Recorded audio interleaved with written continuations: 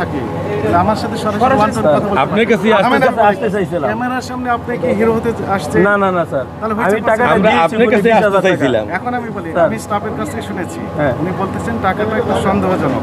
হ্যাঁ গতকাল দুইটা 1,000 টাকা নোট নকল দেওয়া হয়েছে, জরিমানার টাকা ব্যাংকে যাওয়া হয়েছে, ব্যাংক থেকে পাঞ্চ করে ফুটে করে দিয়েছে, দিয়ে বলা হয়েছে যে এই টাকাটা আসলে নকল। আমি বলি এই টাকাটা কে দিবে? স্টাফ দিয়েছে, তার বেতন থেকে দিতে হয়েছে, কারণ তার রেসপন্সিবিলিটি তার। উনি দেখে নিয়েছেন বা নেননি, এটি আমাদের দেখে শোনা।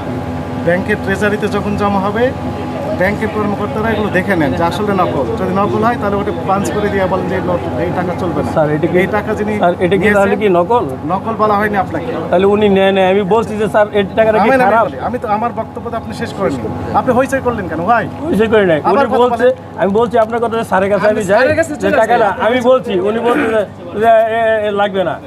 তারপরে আমি রিকোয়েস্ট করছি, দেখেন আপনি নেবেন না কেন, নকল হলে বলেন আমাকে, আমি এখন আমার টাকা কাছে দিতে আসতে পারবো। পারতেন। আমি আসতে চেয়েছিলাম এত হইচই করে মানে আছে না, আপনার ওইখানে উনি চলে করছে। যান। আপনি সব ঝামেলা শেষ, হ্যাঁ এটুকুর জন্য না না, ঝামেলার আমি কোনো তো দরকার স্যারের আছে? কাছে আসতে চাইছিলাম।